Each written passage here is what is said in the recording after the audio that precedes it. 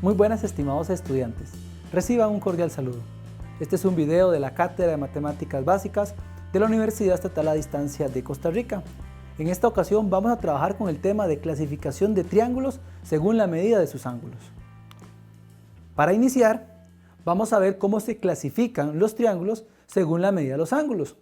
Como tenemos en el siguiente esquema, los triángulos según la medida de los ángulos se pueden clasificar de tres formas distintas: como triángulo acutángulo, como triángulo rectángulo o como triángulo obtusángulo. Vamos a ver qué características tiene cada uno de ellos. Iniciaremos entonces con los triángulos acutángulos. La primera característica es que los tres ángulos internos del triángulo son agudos. Es decir, recordemos que son agudos significa que miden menos de 90 grados. Y aquí tenemos un ejemplo. Y aquí tenemos otro ejemplo donde tenemos las medidas representativas de los ángulos. Podemos ver que el ángulo B mide 55 grados, el ángulo A mide 64 grados y el ángulo C mide 61 grados.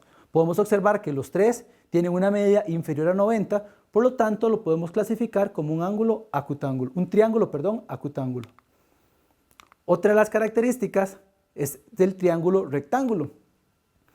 En este existe la particularidad de que uno de sus ángulos internos tiene una medida de 90 grados. Como la suma de los ángulos internos de cualquier triángulo, sin importar la clasificación, es de 180, entonces los otros dos ángulos deben sumar un total de 90 grados. Para que el ángulo que mide 90, es decir, el ángulo recto, la suma de los otros dos es 90, formaría entonces los 180 grados. Entonces tenemos aquí una imagen donde podemos ver que este ángulo que tenemos acá es el ángulo recto que mide 90 grados y los otros dos ángulos miden obviamente menor que 90 grados, donde la suma de ellos va a ser un total de 90 grados. Otra característica de este triángulo rectángulo es que el lado de mayor medida del triángulo siempre será el lado opuesto del ángulo recto. Este recibe el nombre de hipotenusa.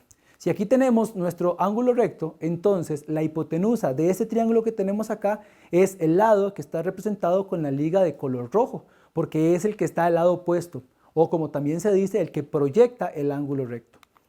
Los otros dos lados, los lados que conforman el ángulo recto, le llamamos catetos. En este caso podría ser este lado amarillo y el lado verde. Son los lados llamados catetos. Y el lado rojo, que es el más grande, le llamamos hipotenusa. Ahora bien, el triángulo obtusángulo, la característica principal es que posee un ángulo interno obtuso, es decir, que mide más de 90 grados. Los otros dos ángulos restantes son agudos, porque recordemos que la suma interna de los ángulos es de 180. Y aquí tenemos un ejemplo, pero veamos otro ejemplo numérico, donde vemos que el ángulo Q, que es el que tenemos en la parte superior, mide 123 grados.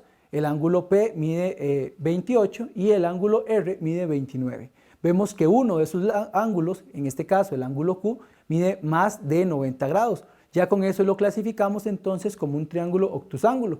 Y observemos que el otro mide 28 y el que sigue mide 29. Los dos ángulos restantes son ángulos agudos. Ahora bien, vamos a hacer un análisis sobre la clasificación de estos triángulos. Lo primero, vamos a contestar esta pregunta. ¿Un triángulo equilátero siempre será un triángulo acutángulo? Para poder hacer este análisis, vamos a considerar que los tres ángulos internos de un triángulo equilátero miden 60. Entonces, los tres ángulos internos son agudos, es decir, podemos ver que miden menos de 90 grados. Por lo tanto, en conclusión, el triángulo equilátero siempre va a ser un triángulo acutángulo. Ahora veamos otra pregunta de análisis. Esta pregunta dice, ¿un triángulo rectángulo puede ser isósceles? Vamos a analizarlo. Tenemos esta imagen donde tenemos acá un cuadrado y está dividida por su diagonal. Vemos que la diagonal es de una liga de color rojo. Entonces, en un cuadrado se determina una de sus diagonales, esta que tenemos por acá. Entonces, forman dos triángulos rectángulos isósceles. En conclusión, el triángulo rectángulo puede ser isósceles. Recordemos que la medida de los ángulos del cuadrado es de 90 grados, este ángulo y este que está conformado acá, hasta arriba. Y este otro 90 y este otro igual. Al pasar la diagonal, recordemos que la diagonal en un cuadrado biseca el ángulo, es decir, lo divide en dos ángulos de igual medida. Si este mide 90, todo completo, entonces este pedacito va a medir 45 y este otro va a medir 45. Lo mismo pasa en este otro lado, mide 45 y mide 45. Por lo tanto, tendríamos un triángulo isósceles. ¿Por qué? Porque tenemos la medida de este ángulo que es de 45 y este es de 45. Recordemos que como es un cuadrado, la medida de los lados en amarillo miden lo mismo. Por lo tanto, el triángulo rectángulo también es un ángulo isósceles. En algunos casos, particular este que tenemos acá, como un cuadrado.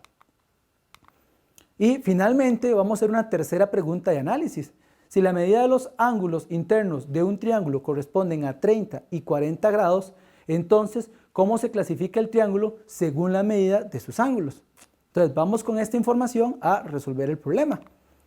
El triángulo en total, recordemos que la suma de los ángulos internos corresponde a 180 grados. Ya teníamos la información de la medida de dos ángulos. Por lo tanto, la medida del tercer ángulo lo puedo calcular utilizando esta fórmula, que sería 180 la medida total de los ángulos internos, menos la medida de los dos ángulos que conocía, 30 y 40. Esto me va a dar 110. Vemos que es un ángulo que mide o es mayor que 90 grados. Con eso podemos concluir que el triángulo que posee un ángulo interno obtuso, entonces se puede clasificar como un triángulo obtusángulo. Muy bien, estimados estudiantes, esperamos que este video haya sido de su utilidad. De parte de la Cátedra de Matemáticas Básicas, le agradecemos la atención brindada.